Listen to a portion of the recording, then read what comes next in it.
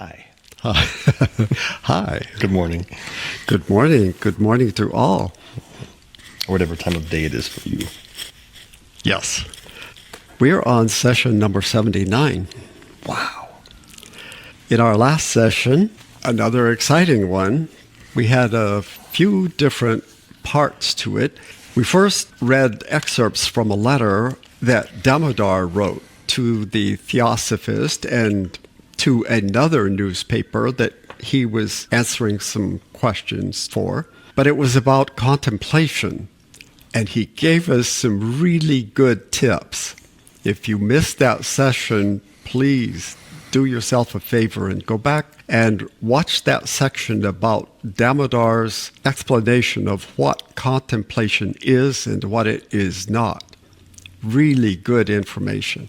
He also referenced once again the Elixir of Life, that article that we went over a couple of years ago, I think it was, that was also an article about how to do the self-transformation process that is required to become a chela, the purification of all your kosha. Very important information. So please review that if you haven't already. We also learned about a seance that Moria spied on. Sinnett in London attended a seance by Eglinton. And by the way, there's no indication that Charles Leadbeater was at that particular seance, but he was visiting seances at about that same time, and he knew Eglinton. So whether he was there or not, I don't know, but he definitely visited several seances that Eglinton performed as a medium. He would have been very young at that point, wouldn't he, Leadbeater? He was born in 1854. Oh, gosh. Okay, I thought he was the generation after that. No, born in 1854, although he claimed he was born in 1847. We'll cover that later. Okay. Anyway, Leadbeater also met Sinnett right around this time. He read his book, the first one, The Occult World, and was attracted by it.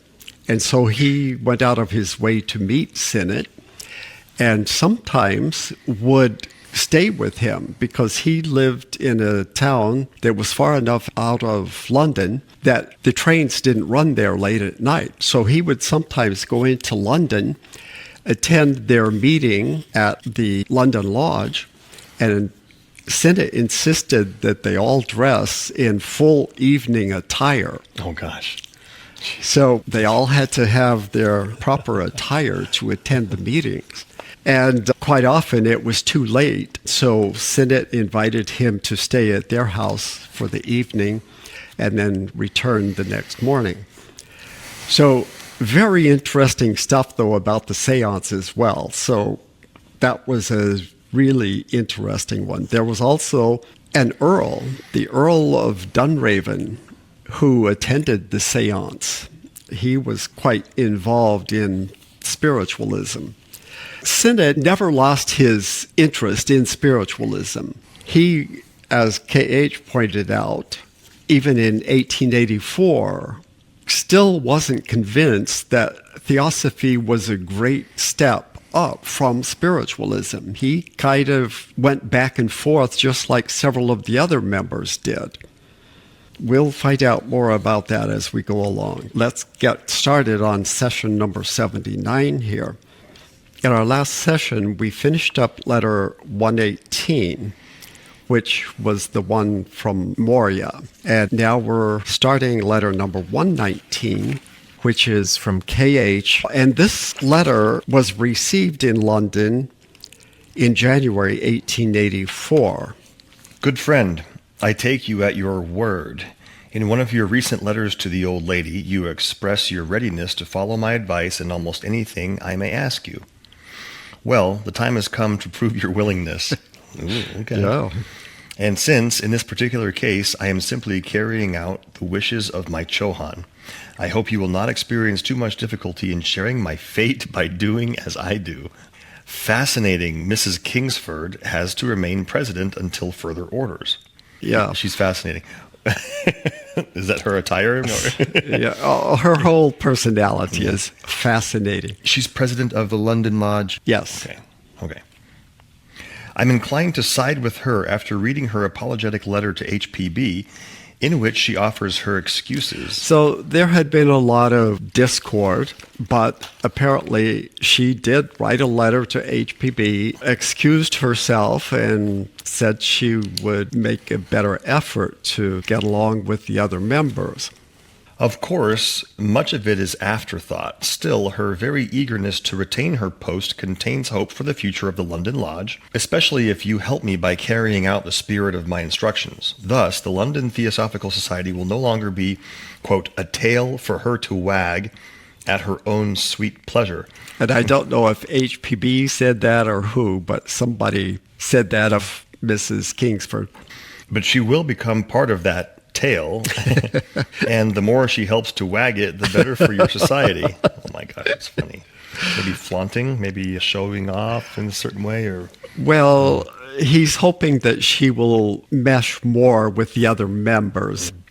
She was kind of lording it over them because of her mediumship and receiving instructions from spirits and her spirit guides. Mm-hmm. So she saw herself as more of an authority than as a member participating. Full explanations would take too long. Suffice it to say that her anti-vivisection struggle and her strict vegetarian diet have entirely won over our stern master. That's the Chohan. He cares less than we do for any outward expression of disrespect to the Mahatmas. That's good. Let her do her duty by the society, be true to her principles, and all the rest will come in good time. She is very young, and her personal vanity and other womanly shortcomings are to be laid at the door of Mr. Maitland and the Greek chorus of her admirers.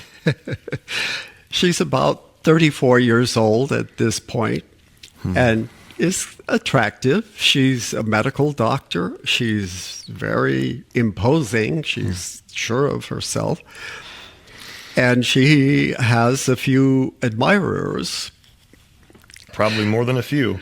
And yeah, in the golden age of Greece, they had presentations, plays, and there was a group of people, usually wearing masks, who would explain things to the audience. They kind of make comments about it.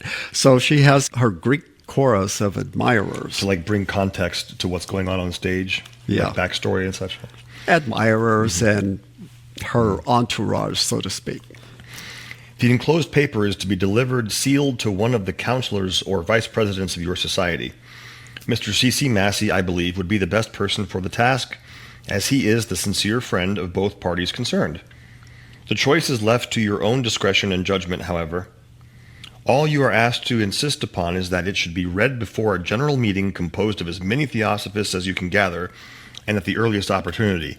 Whoa. Mm-hmm. So it must be important. Do we know what this paper is? Yes. We're going to read it. Ooh, this is exciting. It contains a certain occult influence that ought to reach as many theosophists as possible. So it is magnetically charged. Whoa. What it is, you may perhaps gather later from its direct and indirect effects. Wow. Meaning the influence that it contains. Meanwhile, read and seal it, and allow no one to ask if you have taken note of its contents, for you will have to keep the knowledge secret. It's going to change his mind, though. Allow no one to ask. Well, you can't prevent someone from asking. Exactly. And he reconsiders this. Okay. If the condition appears dangerous to you, as that might require a denial, better leave it unread. On second thought, don't read it. Oh. But in the past, he's advised to not lie, but decline to answer. Right. But he also knows that some of these members are not going to accept it. Right. They're going to keep pressing. Pushing. Yeah, exactly. Fear not, I am there to watch over your interests. Okay, good. That's good.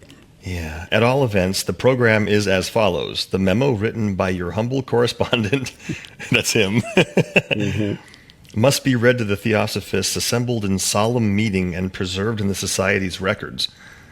Wow. It contains a statement of our views in regard to the questions raised concerning its management and basis of work. Our sympathy with it will depend on carrying out the program contained therein and implemented after careful thought. Whoa, what's going on? What's going on? So let's kind of set the stage here. The Theosophical Society in India was working quite well, but the Theosophical Society in London was just kind of all over the place. And all along, the London Theosophists, so-called Theosophists, because they're back and forth. Some of them prefer spiritualism, some of them prefer Theosophy, some of them are trying to dabble in both, and it's just kind of a mishmash of things. And they're not really accomplishing much of anything.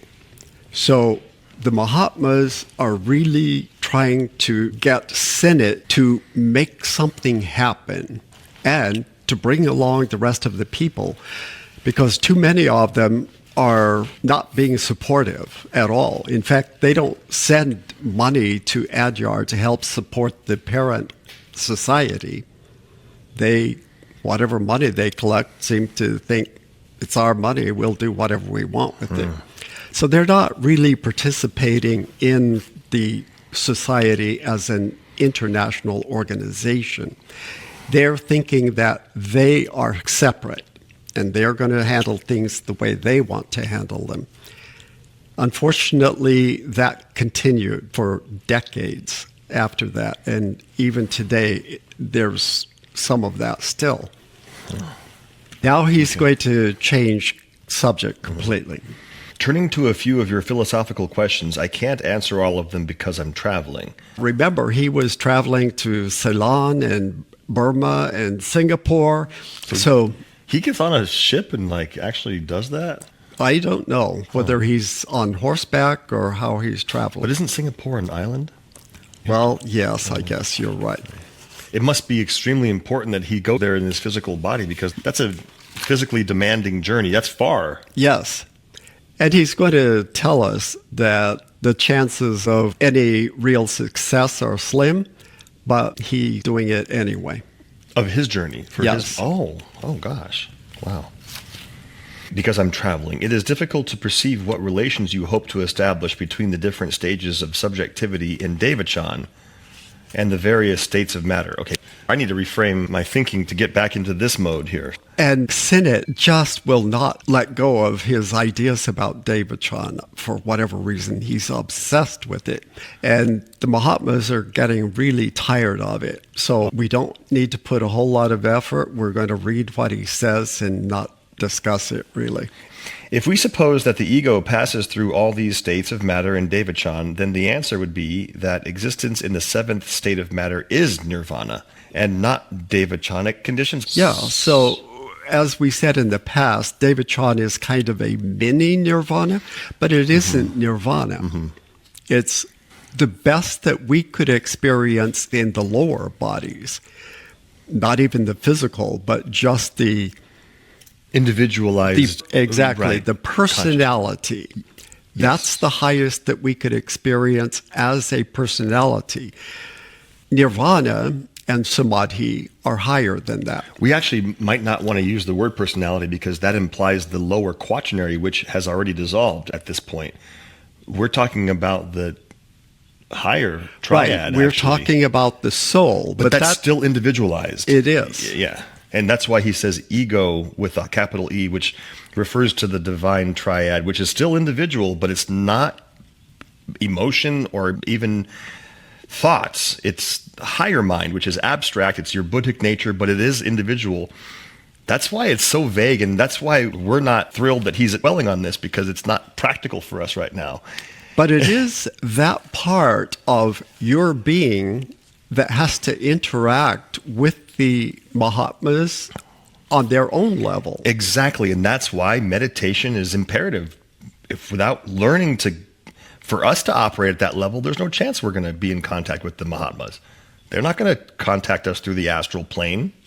They went way out of their way in the 1880s to do that, to communicate physically with people in the form of letters and notes. They don't do that anymore. You have to make more of an effort. They made it easy for these people, and they still didn't succeed. We've said it 100 times that they sacrificed a tremendous amount of their time and energy to do that. It's far easier for them and more efficient, and they're not willing to do that anymore. It's far easier for them if we do the effort and raise our vibration to them, come out of our world and into theirs. As we've said 100 times, they tried it already, and you see what happened. Yeah. So they've learned their lesson. Now they operate differently. Mm-hmm.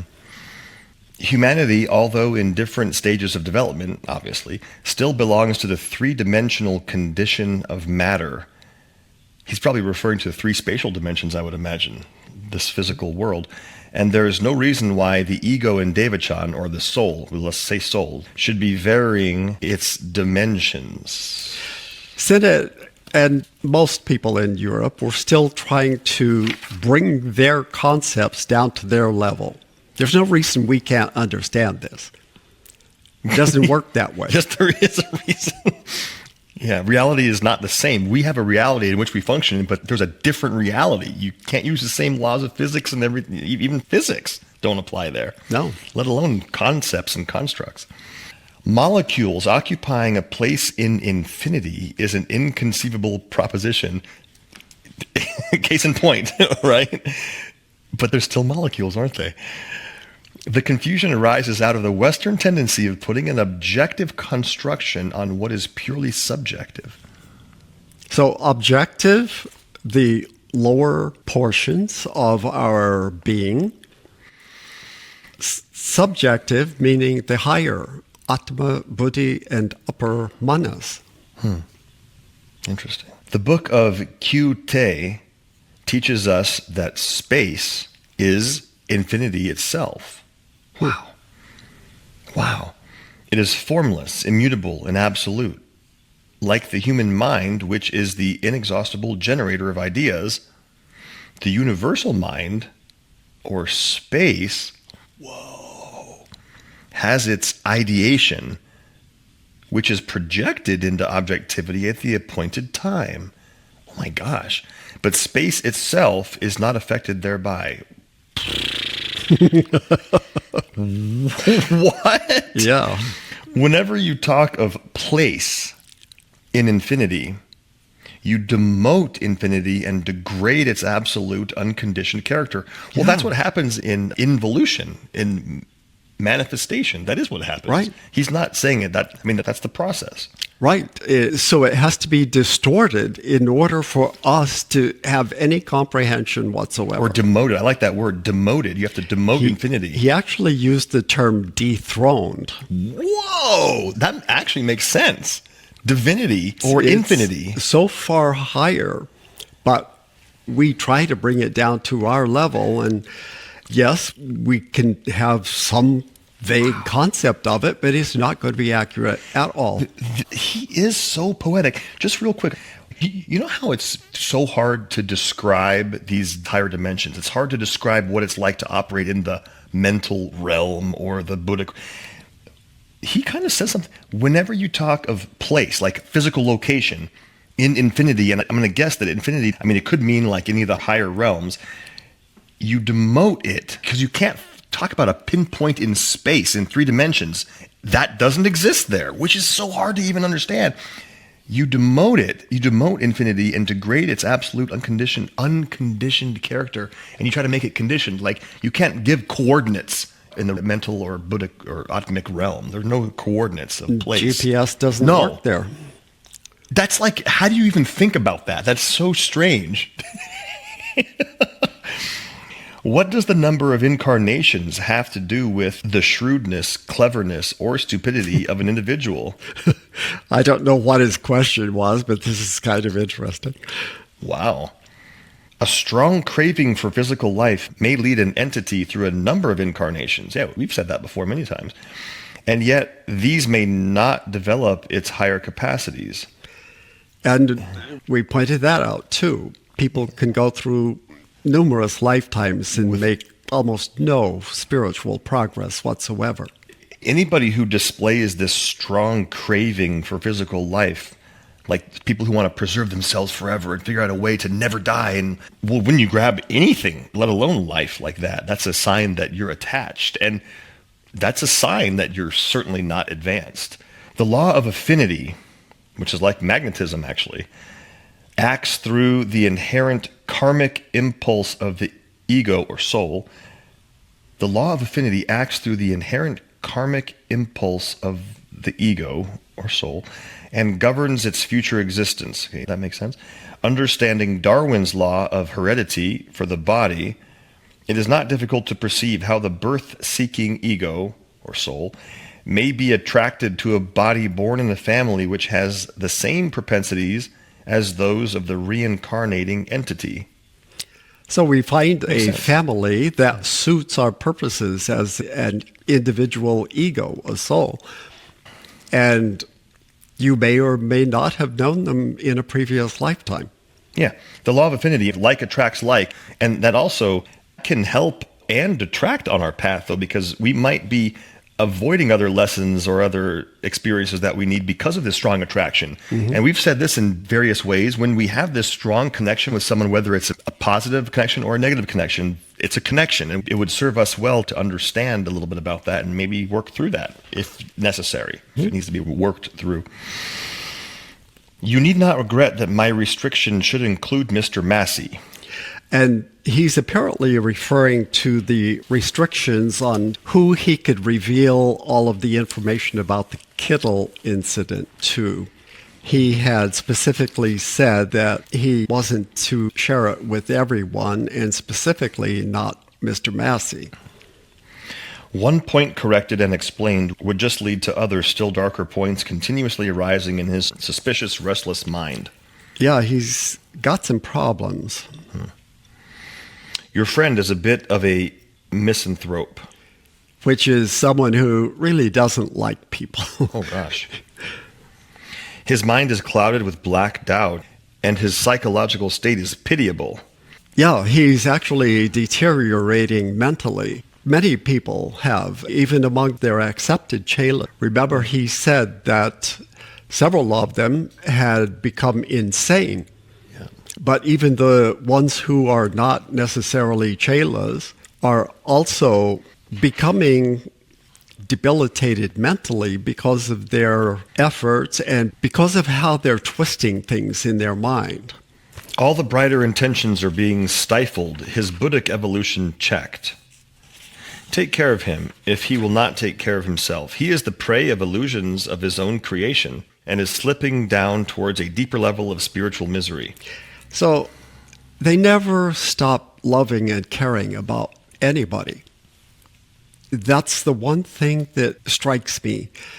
No matter how these people disparage them and talk evil of them, it doesn't affect them. It doesn't affect their love of humanity at all.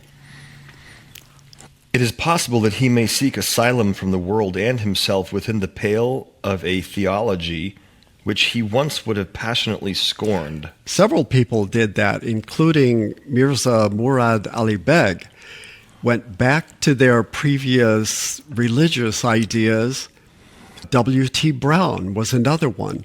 He actually saw physically K.H., received a couple of letters from him, and yet he eventually went back to Catholicism and to his old religious beliefs.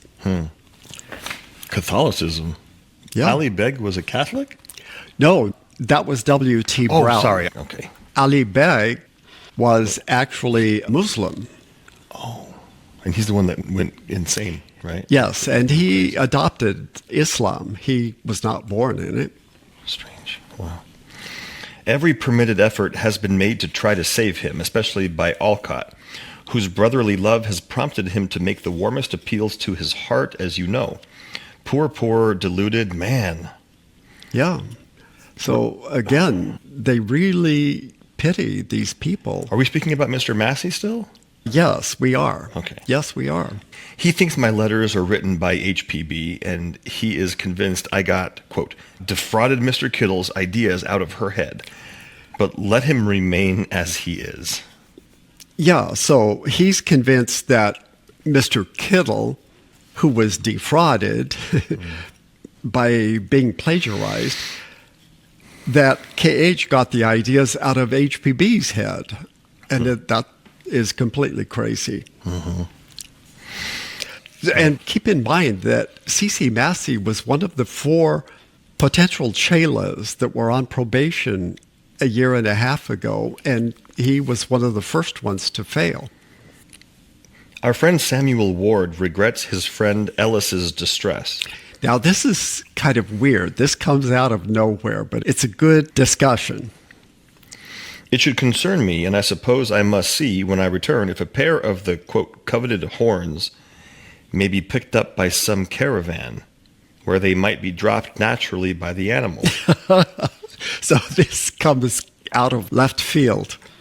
He apparently has a friend, Ellis, and he is bound and determined to get a pair of goat horns. Now, he's going to refer to the chamois. You know what a chamois is? Mm-mm. It's a goat in the Alps. And they have these very cool horns. They're fairly small, but they were very collectible.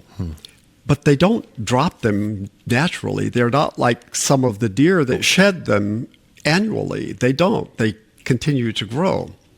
These are goats, not deer. Mm-hmm. And there's also a type of goat in the Himalayas that is called the Tahr, T-A-H-R.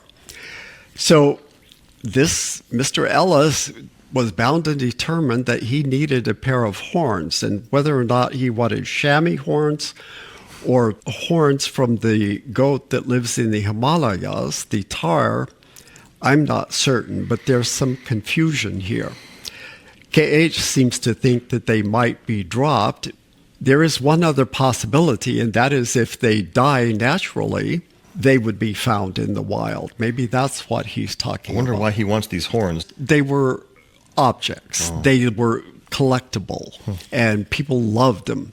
So, yeah, there was a fascination with chamois horns, for one thing, because those were available in Europe. Mm-hmm. But why he thought KH would be able to help him, I have no idea. Otherwise, Uncle Sam couldn't really expect me to help him out. I hope you wouldn't want me to shoulder a rifle and leave esoteric Buddhism behind me at the base of the Chamois crags. Chamois is the French pronunciation, but we call it chamois in English. Even the British call it chamois. Okay. It's the leather that you use to wipe your car after you wash it. Right, chamois. So he's calling himself an esoteric Buddhist. Well, yes. He's like, I hope you don't want me to take a rifle up in the mountains and leave my Buddhist principles behind and shoot a goat for you so he can have those horns. Just one more funny thing that appears in these letters. I'm sorry you took the trouble of writing me about Bradloff. I know him and his partner well. And who's his partner? No clue. There is more than one trait in his character I respect. He is not immoral, nor could anything that you or Mrs. Kingsford might say influence my opinion of him and Mrs. Besant. He's talking about Mrs. Besant? Yes. Now, they've referred to Annie Besant before, not in these letters, but in articles in the Theosophist, because remember, she and her partner, Charles Bradloff, and they weren't romantic partners, they were activists and fighting for the rights of poor people and the disadvantaged and the working class people. They referred in articles in the Theosophist to the fact that she and Bradloff wrote anti-Christian pamphlets. She was married to a vicar who was abusive. She had 2 children by him, and then she, by studying, realized that the religion she had grown up in was not very good, and that the Gospels didn't even agree with each other. So she became anti-Christian and left him, got divorced, and now she's a free thinker and is trying to help humanity in a different way. This is interesting. I don't know if I've asked this or if we've brought it up. I don't think we have. The masters didn't have their eyes on her, or else they would have been talking about her. Well, she was making a name for herself in England. Any educated person in England knew who she was. She was in the newspapers often, and she was an attention seeker. But being such a prominent figure in the Theosophical Society later, I'm surprised that they haven't really been talking about her. They don't know at this point that she's going to become an important figure in Theosophy. Well, I mean, they groomed HPB since she was a kid. That was different. Yeah. That was preordained by her karma. As we found out, the Mahatmas are not particularly able to determine what's going to happen in the future. And they didn't even know for sure about HPB. She had to prove herself. Mm-hmm. Let me read this first part again since we've been talking about it. I'm sorry you took the trouble of writing me about Bradloff. I know him and his partner well, so he does know that. There is more than one trait in his character I respect. He is not immoral, nor could anything that you or Mrs. Kingsford might say influence my opinion of him and Mrs. Besant. But the book published by them, The Fruits of Philosophy, is infamous and highly pernicious in its effects, however helpful and philanthropic the objects that led to its publication. I regret very deeply, my dear friend, to have to differ widely from you in my views upon the subject. I would rather avoid the unpleasant discussion. So what is he talking about? Well, he's talking about Christianity? A dirty, filthy book. And that's not the book that they published. They published a pamphlet that was about 60 or 70 pages, I guess a booklet, rather. So what is this dirty, filthy book that they published? And by the way, that was the term that the prosecutor used to prosecute them in the Queen's Court in England. The Fruits of Philosophy was actually a book written by an American physician, first published in 1832, and it was called Fruits of Philosophy, the Private Companion of Young Married People. And he wrote a book about sexuality and about anatomy, sexual anatomy. No illustrations in it. It was only text. But he also promoted contraception, both by the use of condoms and by the use of spermicides. Wow. Now, all churches at that time were completely against anything like that. Any kind of family planning was off the table, not to be discussed. Unless you plan to have kids. That kind of family planning was okay. Well, if you get married, it's for the purpose of procreating, and you're not to use any kind of prophylactics to stop births from happening. So, yeah, at the time, that was scandalous. This physician was prosecuted 3 times. He was fined more than once. And then the book kind of fell out of favor and off the radar of the authorities in America. But then somebody else in England decided to pick it up and to publish it. Unlike the Victorian Dr. Acton, who was then instructing in England that masturbation led to blindness, in his Fruits, the American Dr. Charles Knowlton wrote about sex as a natural enterprise and nothing to be ashamed of, nor should it be limited to the purpose of procreation. A temperate gratification promotes the secretions and the appetite for food, calms the restless passions, induces pleasant sleep, awakens social feeling, and adds a zest to life which makes one conscious that life is worth preserving. Wow. So Charles Bradlaugh and Annie Besant were in favor of publishing this book in England and testing the laws on obscenity and of free speech. They were free thought individuals. Wow. And so they were agitators, they were activists. This printer that first was going to print the book, well, he did print the book, and he was arrested in January 1877. Oh, gosh, they arrested him. For the charge of publishing an obscene book. And then he chickened out.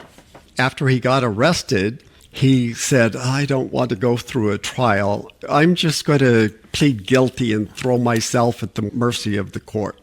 And so eventually he was fined 25 pounds, which is about $5,000.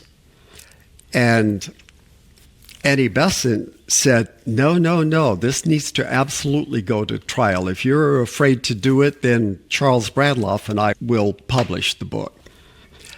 Charles Bradlaugh didn't really want to do it, but she was adamant. She said, these women need to know their rights. Her position was that in many cases, especially among poor women, they already had more children than they could take care of.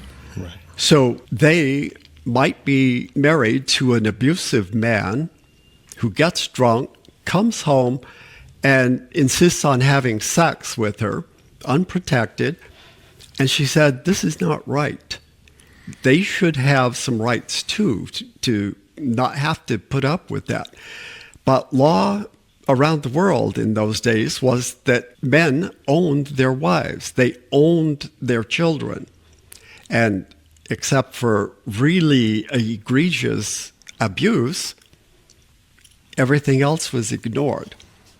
So Annie Besant disagreed with that. They did publish the book. This time it had some illustrations, and unfortunately none of the books exist today, so we don't know what the illustrations were, but they were drawings, and probably nothing that wouldn't be taught in a high school sex ed class today. So they were testing the system to see what would happen. They actually sold the book. They sold 5,000 copies, and the police ignored them for quite a while. But eventually they got a warrant for their arrest and arrested Charles Bradlaugh and Annie Besant. By that time, they had sold all 5,000 copies, but they arrested them anyway. And they went to trial.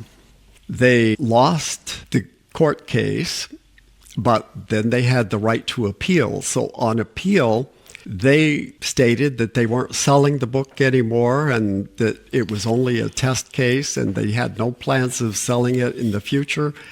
So the court said, well, in that case, we'll dismiss the charges. You are going to have to pay a fine and pay all the court costs.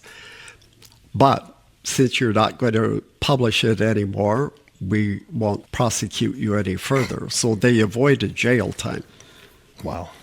And that happened in 1877, so a few years earlier. In 1885, the Criminal Law Amendment Act was passed, which was an amendment to the sex laws in England at the time. And Section 11 was introduced, which is known as the Labouchere Amendment.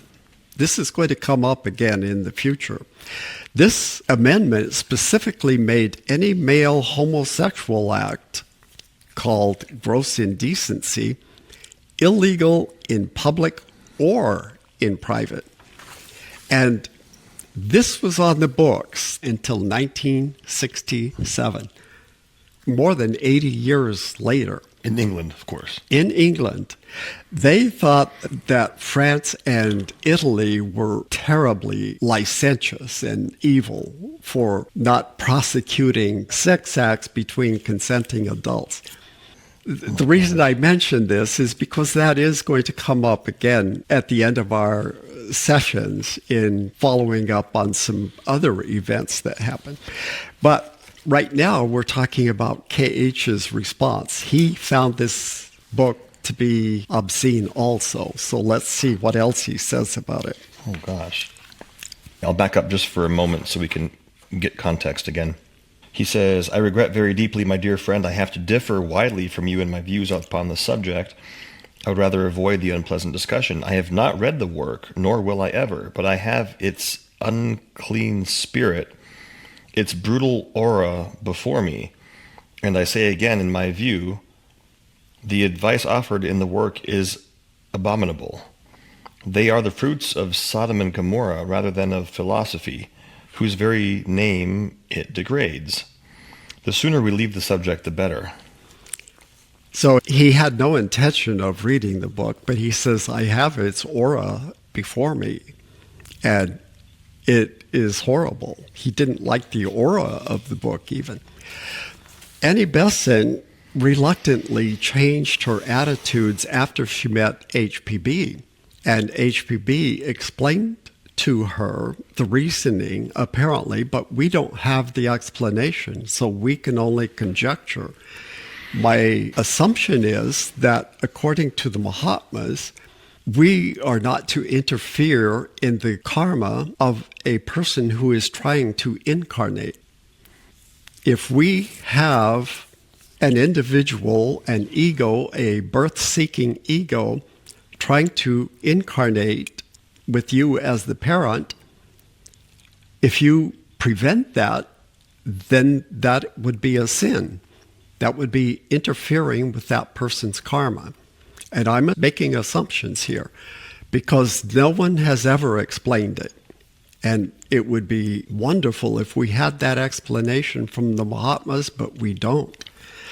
Maybe at some point in the future, they will once again start communicating with someone who could explain their views currently on things. If they've changed, I don't know.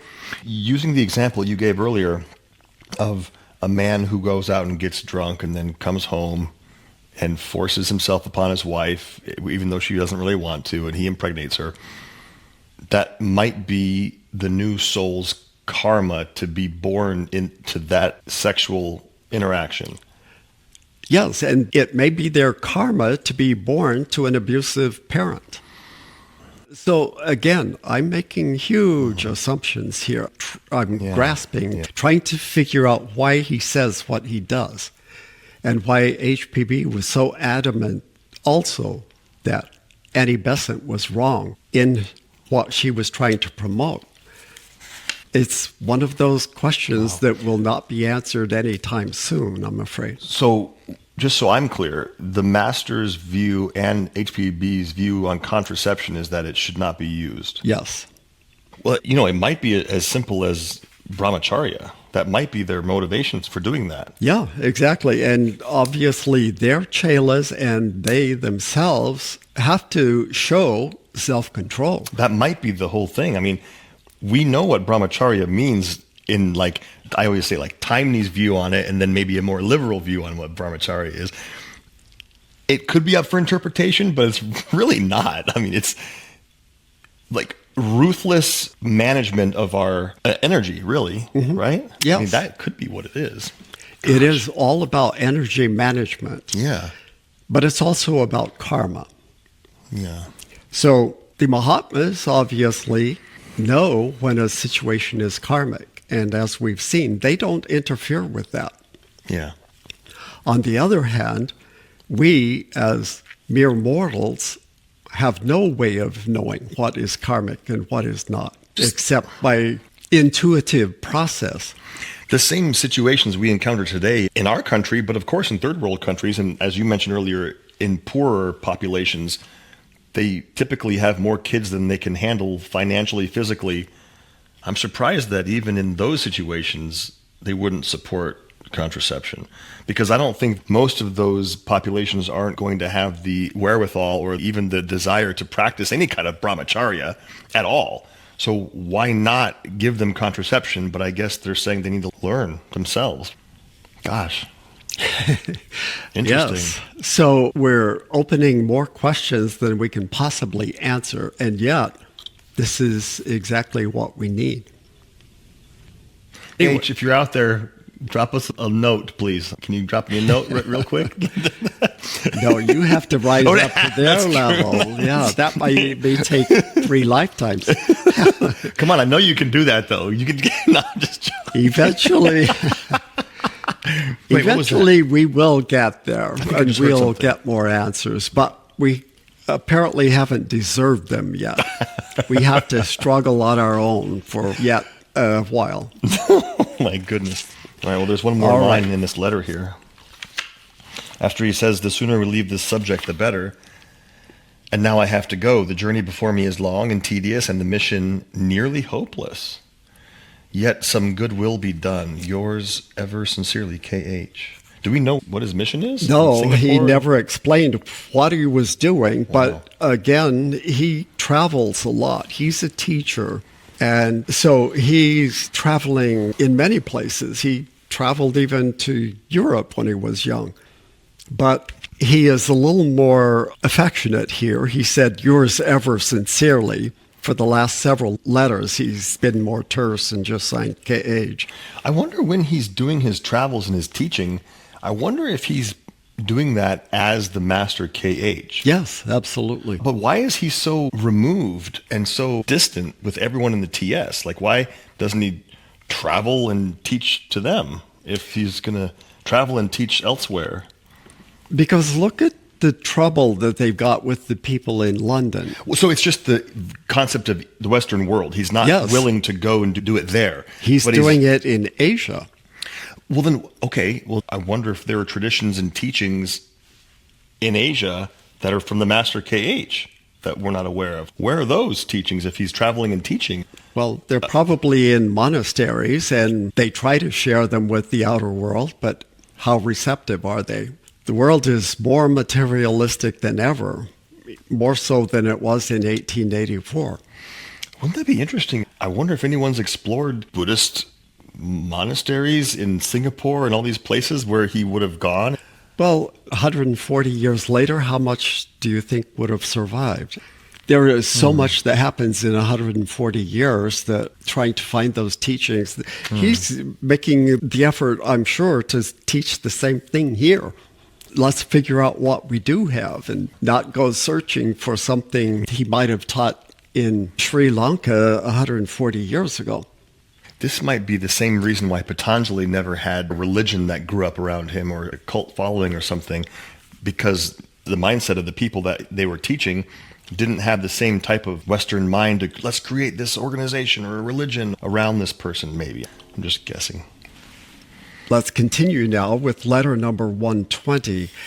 This is the other letter that he referred to, the one that apparently Sinnett did keep sealed until it was time to be read before the London Lodge. This was written while K.H. was at Mysore, India, and it was written on December 7th, 1883. But by the time it was mailed to London and read, it was sometime in January 1884. And this is how many months after the last one? It's basically just the amount of time that it would have taken to arrive by regular mail. But he was nowhere near Mysore, I think. Mysore is actually in India. It's about 480 kilometers southwest of Adyar. So he was back in India at this time. So maybe he was on his way to visit the other places he mentioned. That's possible too. And did Sinnett read it, you think? Or who actually read this? No, he suggested C.C. Massey read it. We don't know for sure who read it. And this would have been at a meeting of the London Lodge. With everybody dressed in evening attire. Yeah. And who would have been present? Sinnett would have been there? Not HPB, though? Or would? No. But I'm sure that they advertised it, so they probably had a good turnout. What do you think, a couple hundred people? No, could have been close to 100, I'm guessing. It's a big meeting. To the members of the London Lodge of the Theosophical Society, friends and opponents. Jeez, wow. Friends and foes. Mm-hmm. Now, I wonder, who is it from, though? Yes, but are they saying that? Yeah, absolutely. Okay. I have just ordered 2 telegrams to be sent to Mrs. Anna Kingsford and Mr. A.P. Sinnett to notify both that she should continue to be the president of the London Lodge of the Theosophical Society. Okay. This is not simply the desire of the 2 of us known to Mr. Sinnett, but the express wish of the Chohan himself. Mrs. Kingsford's election is not a matter of personal feeling between ourselves and that lady, but rests entirely on the advisability of having at the head of the society, in a place like London, a person well suited to the standards and aspirations of the public who, to this point, are ignorant of esoteric truths and therefore malicious. Okay. And he throws in the term, and they're malicious. Yeah, they have had a lot of arguments and lively discussions, but mostly cantankerous discussions.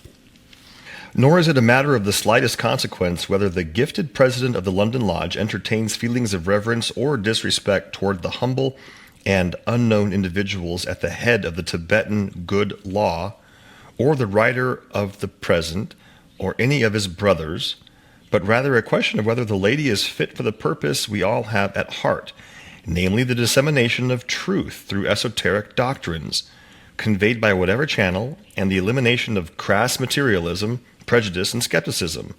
Wow. Yeah, so that's their main goal, is to educate people, to teach them the truth, and to eliminate materialism, prejudice, and skepticism. As the lady has rightly observed, the Western public should understand the Theosophical Society to be a philosophical school constituted on the ancient Hermetic basis. Oh, wow. Has he said that before? Yes, Mrs. Kingsford specialized in Hermeticism. Our book, The Perfect Way, was about the Hermetic teachings. And Hermes might have been one of the brothers, actually. He probably was a master, most likely. Who? Hermes. I don't know anything about him other than he is most likely someone similar to Jesus in that they combined more than one individual. Okay. And it became a grander figure, perhaps, even than what it was originally. I don't know for sure. But Hermeticism...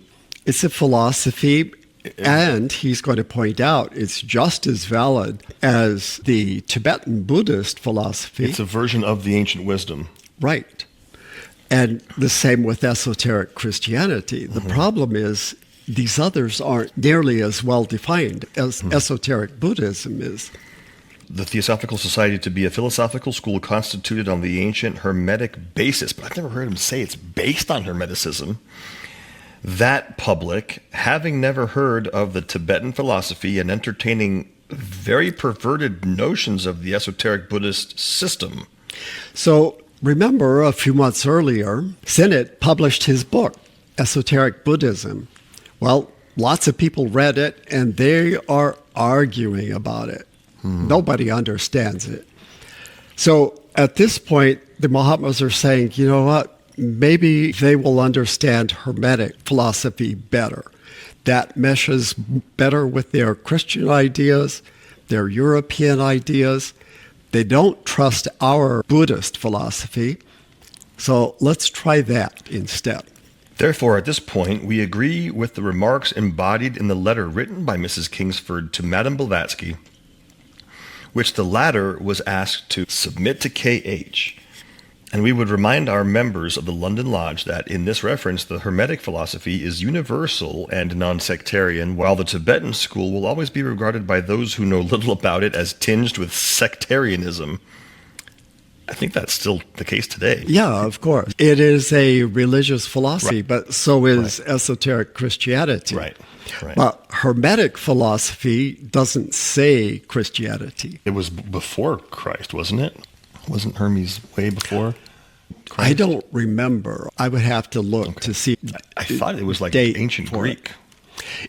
It's a combination. Like It's Plato kind of thing. But also Egyptian. Right.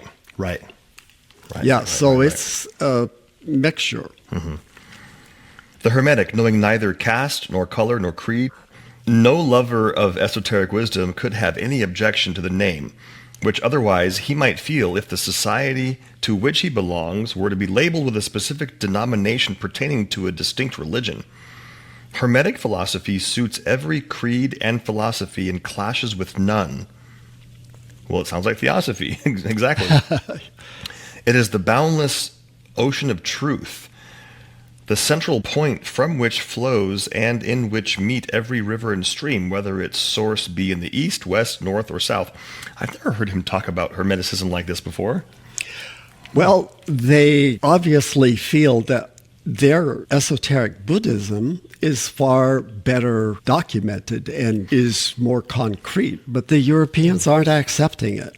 They're like, yeah, that's a foreign religious concept. Too foreign, yeah. Too foreign for them. As the course of the river depends on the nature of its basin, so the channel for communication of knowledge must conform to its surrounding circumstances. That makes sense. That's a nice analogy. The Egyptian Hierophant, the Chaldean mage, the Arhat, and the Rishi were united in days of yore on the same path of discovery and ultimately arrived at the same goal, though by different routes. And this is like a foundational concept. The top of the mountain is one, but the paths up the mountain are thousands. Billions. Billions. How many people are there? One path per person, right? 8.3 billion. There you go. There are 3 centers of the occult brotherhood in existence at the present moment. Hello. Yeah. Okay. Widely separated geographically. Whoa. One's here in Las Vegas. Just joking. Yeah, right. Yeah, I don't think so. I don't think so either. At the Luxor. We got a pyramid. At the Luxor, at the Luxor Hotel. Oh, that way. Yeah. Wait, that way. I think it's that way. Let me read this again. There are 3 centers of the occult brotherhood in existence at the present moment, widely separated geographically, and just as widely exoterically, the true esoteric doctrine being identical in substance, although differing in terms, all aiming for the same grand goal, but no two seeming to agree in the details of procedure. Wait, he's saying that 3 different centers of masters are teaching totally different details? Yes. How about that? Well, okay. So where are they? First, we have the Tibetan Brotherhood. We have the Egyptian Brotherhood. In Luxor, we think. Somewhere near Luxor. And as we've mentioned, in a book published by Mohini Chatterjee and Mrs. Holloway, there was also a third one among the Red Indians. That's how it was described. That's somewhere in the Americas. It could be Peru. We don't know. It could be. Charles Leadbeater, for whatever reason, said it was in Yucatan. I believe he was the one who claimed it was in Yucatan. I don't know the source for that, but somewhere definitely in the Americas.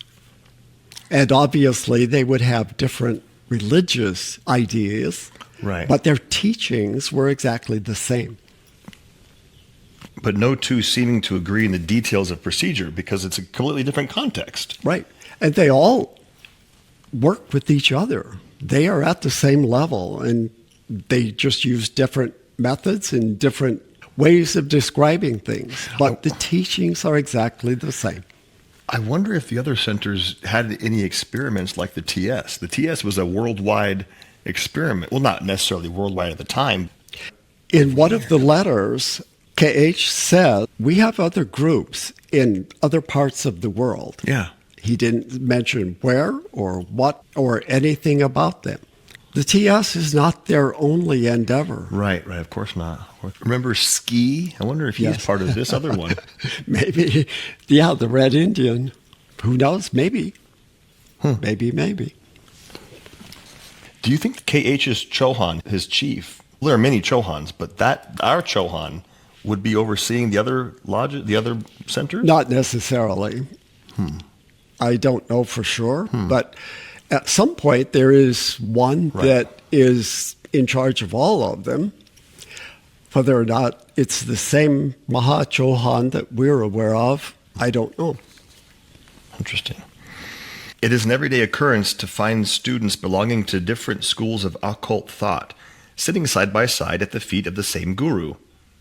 Upasika and Subarao, though pupils of the same master, have not followed the same philosophy. The one is Buddhist and the other an Advaiti. Okay, so HBB and Subarao, though pupils of Maurya, have not followed the same philosophy. Right, and he's mentioned that before. Esoteric Buddhism is exactly the same as Advaiti philosophy. They use different terms, different names. He's calling them a different philosophy, but they're The same exact teachings. yeah. By different philosophy, he means the terms they use. Oh, okay. Many prefer to call themselves Buddhists, not because the word attaches itself to the ecclesiastical system built upon the basic ideas of our Lord Gautama Buddha's philosophy, but because of the Sanskrit word buddhi, wisdom, enlightenment, and as a silent protest to the useless rituals and empty ceremonials which have, all too often, been the cause of the greatest calamities. This is also the origin of the Chaldean term mage. And we know that term as the three magi. And that's Latin because it's the plural of mage or magus. But they are known as wise men, enlightened men. Wow. And I know Chaldea is an ancient region in the Middle East. Mesopotamia is basically in the heart of modern civilization. Like Syria, Israel, those areas? Yes, the lower part of the Levant is exactly where it is. Levant. Yes, look it up. I haven't heard that. It sounds like France, south of France. No, Riviera. it's parts of Turkey and Okay. Syria and Okay. Israel and Iraq, even Okay. around that area. That was Chaldea. Okay. So I'm trying to picture this being spoken to this group here. I bet you they are either not understanding what the heck is being said or Yeah, let's see if we can travel in time and see Yeah. their faces. like, are they glossed over at this point? Because this is probably something they've never even considered before, these kinds of concepts. I mean, maybe. Oh, gosh. It is plain to see that the methods of occultism, though mainly unchangeable, still have to conform to altered times and circumstances. Well, yeah, of course. That makes sense. The state of society of England, quite different from that of India, where our existence is a matter of common belief among the population. Whoa. Requires quite a different policy in the presentation of occult sciences. The only object to strive for is the betterment of man's condition by the spread of truth. Thank you. Suited to the various stages of his development and that of the country he inhabits.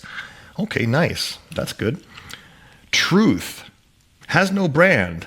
And does not suffer from the name under which it is promoted, as long as the object mentioned is attained. Nice.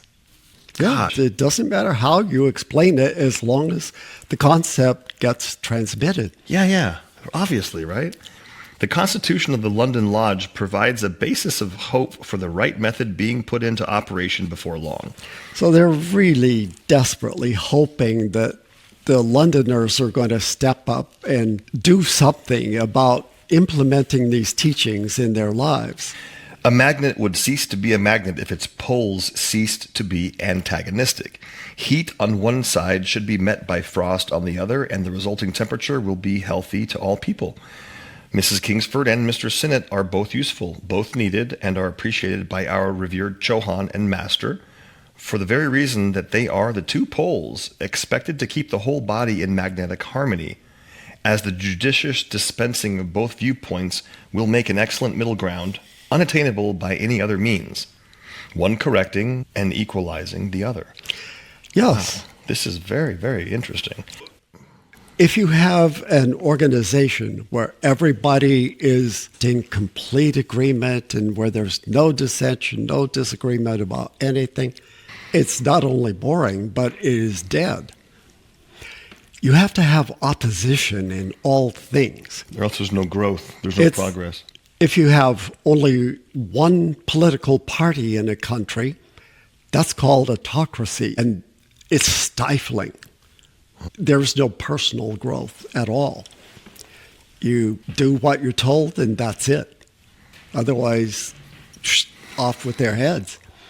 So we need two or more parties to balance each other and to not only present the opposing viewpoints, but also so that there's meaningful discussion and each one can show why their ideas are better.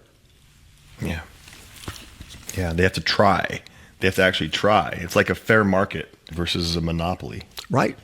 The direction and the good services of both are necessary for the steady progress of the Theosophical Society in England. But both cannot be present.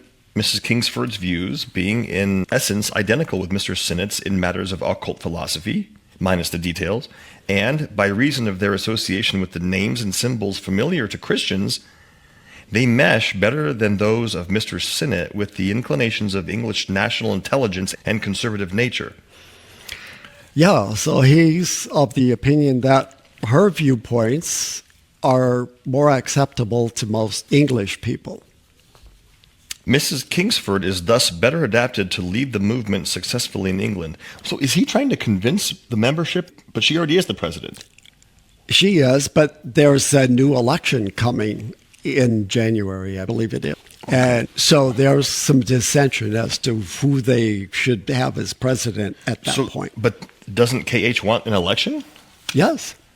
Campaigning for Mrs. Kingsford? Yes, he's campaigning for Mrs. Kingsford. And they have ulterior motives. We'll find out. Okay. Therefore, if our advice has value with the members of the London Lodge, she will have to occupy the presidential chair, at least for the ensuing year. Under her leadership, let the members resolutely try to overcome the unpopularity which all esoteric teachings and reforms are sure to attract at the outset, and they will succeed. The society will be a great help to and a great power in the world, as well as a secure channel for the flow of its president's philanthropy. Her unceasing work in the cause of eliminating vivisection and her staunch advocacy of vegetarianism alone are sufficient to entitle her to the consideration of our Chohans. Oh yeah, Chohans, plural. As well as all true Buddhists and Advaitis. Hence, our Maha Chohan's preference in this direction. Wow, the Maha, big dude, big boss, is weighing in. Yes, and he likes her viewpoints on animal rights, not to be used as live experiments for cutting up animals for dissection while they're still alive. He doesn't mention the Maha Chohan very often.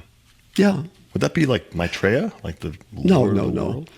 But more often he just refers to him as the Chohan, but it's obviously their boss. I thought the Chohan was their boss. Now he's saying the Maha Chohan. Well, it's one and the same. Oh. When he says our Chohan, it means the Maha Chohan. There are other Chohans. Okay, When so he's talking about our chief or our boss, it's the Maha Chohan. Oh, okay. But as the services of Mr. Sinnett in the good cause are great indeed, far greater, so far, than any other Western theosophists, therefore a new arrangement is found advisable. It seems necessary for a proper study and correct understanding of our philosophy and the benefit of those inclined to seek esoteric knowledge from the northern Buddhist source. What's that? Well, meaning Tibetan Buddhism. Oh, okay. In order that such teaching should not be imposed on those theosophists who may differ from our views, it is advised that an exclusive group composed of those members who desire to follow the teachings of the school to which we of the Tibetan Brotherhood belong should be formed under Mr. Sinnett's direction and within the London Lodge. So remember, Sinnett had proposed a group within a group, an inner group in the London Lodge, and KH is in agreement with that. An exclusive group composed of those members who desire to follow the teachings of the school to which we of the Tibetan Brotherhood belong. But isn't that what the TS is teaching anyway? It is now, but in England, they were struggling. They weren't accepting those teachings. Okay. So basically the main membership would still flounder around. So basically two groups. Mm-hmm. Mrs. Kingsford would have her devotees in one group learning about the Hermetic philosophy, and then Mr. Sinnett in a separate group would be teaching about Tibetan Buddhism. Sounds perfectly logical. Okay. Such is, in fact, the desire of the Mahachohan. Our experience last year amply shows the danger of recklessly submitting our sacred doctrines to the unprepared world. I'm not sure what he was referring to, but basically the fact that the London Lodge was not accepting what had been taught through them to Sinnett. We therefore urge more caution than ever from our followers in the exposition of our secret teachings. Consequently, many of the latter, which Mr. Sinnett and his fellow students may receive from us from time to time, will have to be kept entirely secret from the world if they want us to give them our help in that direction. So in other words, it's going to be a secret group. The proposed arrangement is calculated to lead to harmonious progress in the London Lodge. The marvelous success of the Theosophical Society in India is due entirely to its principle of respectful tolerance of each other's opinions and beliefs. Not even the president-founder has the right to interfere with the freedom of thought of the humblest member. It is in the absence of this policy that seekers of the same truth, otherwise earnest and sincere, whip up hatred against their brothers who are equally sincere and earnest. Deluded victims of distorted truth fail to realize that discord is the harmony of the universe. That's a mic drop right there, isn't it? Discord is the harmony of the universe. There's order and chaos. Yes, exactly. So we've mentioned before that if you have paradise where everything is lovely and you have the same recorded music all day long and everybody agrees on everything, boring as can be. If you've got no strife, there is no growth. It's just stagnation. Well, really, there's no purpose in it. No. Also, there's no None reason. whatsoever. Yeah. So, yes, discord is the harmony of the universe. He's going to use another term here that's just exquisitely beautiful. And harmony doesn't have to mean like floating in perfect golden auras. Harmony means it's the way it's supposed to be. That's just the process, the universe. Thus, in the Theosophical Society, each part, just as in the glorious fugues of Mozart, ceaselessly chases the other in harmonious discord on the paths of eternal progress, to finally meet and blend at the threshold of the pursued goal into one harmonious whole, the keynote in nature, Sat. All right. He wrote that actually in Devanagari script, Sat, Oh, wow. which is the absolute. It is truth. It is the ultimate. Whoa. Yeah, so each part, just as in the glorious fugues of Mozart, ceaselessly chases the other in harmonious discord on the paths of eternal progress, only to finally meet and blend at the threshold of the pursued goal into one harmonious whole, the keynote in nature, Sat. So he's using musical terms, and if you're a musician, you know that if you play only in one key and it's a major key, there is no angst, there is no juxtaposition. The most exciting pieces, the operas and arias, have tremendous angst, and there is one that goes this direction and then it sways to another direction, and they are clashing, and one goes and one chases it, and then finally, just at the very end, it all resolves into this one glorious note that is the resolution. He describes that as Sat, the absolute, when you reach nirvana and we all collapse into one.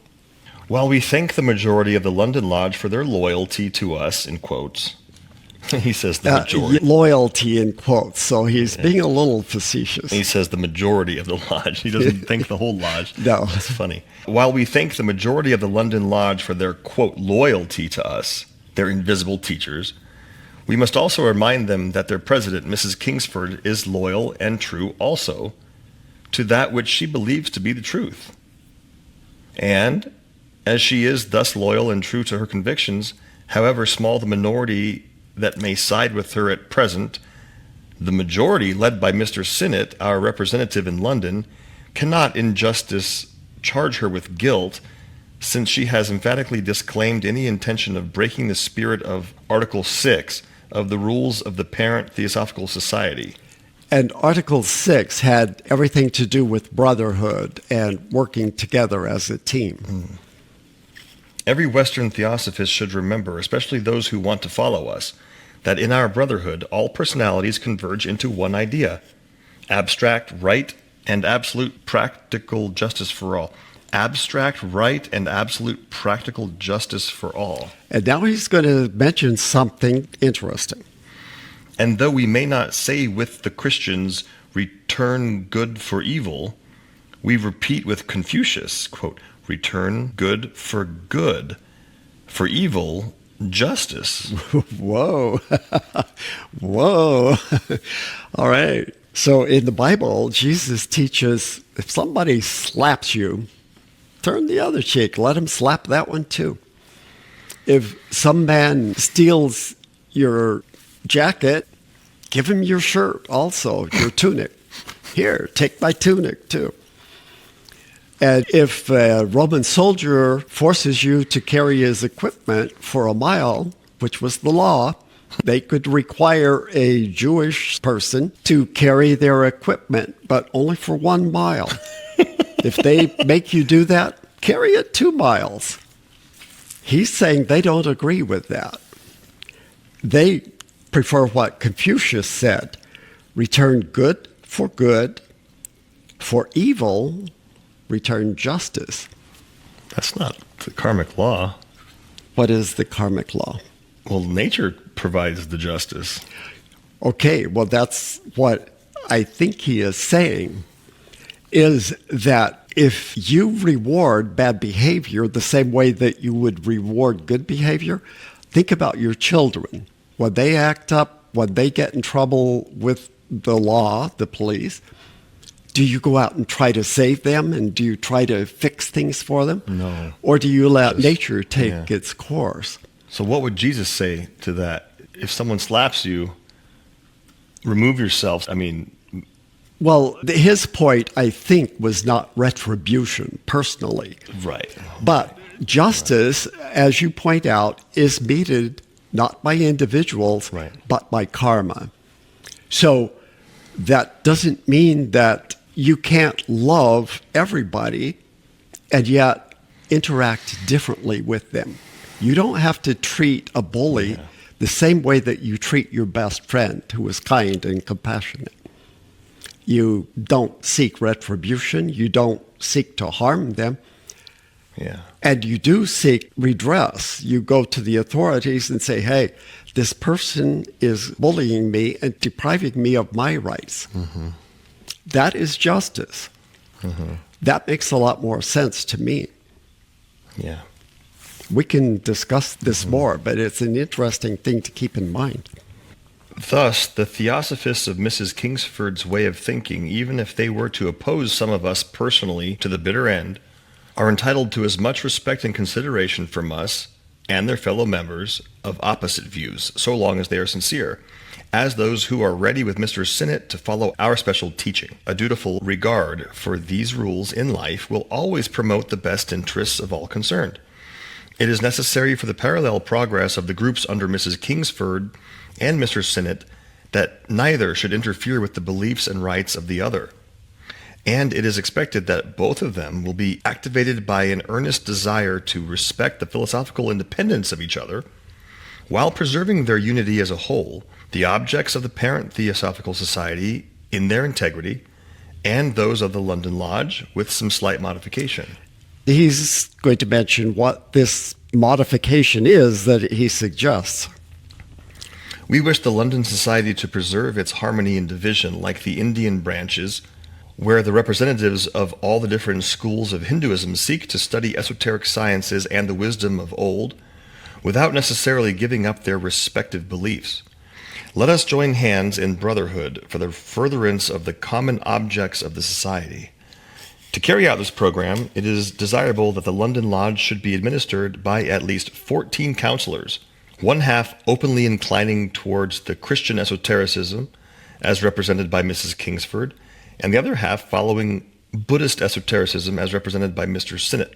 All important business to be transacted by a majority of votes. Now, when he says councilors, it's spelled differently from what you might expect. They aren't councilors as someone who gives counsel, but a council. Council members.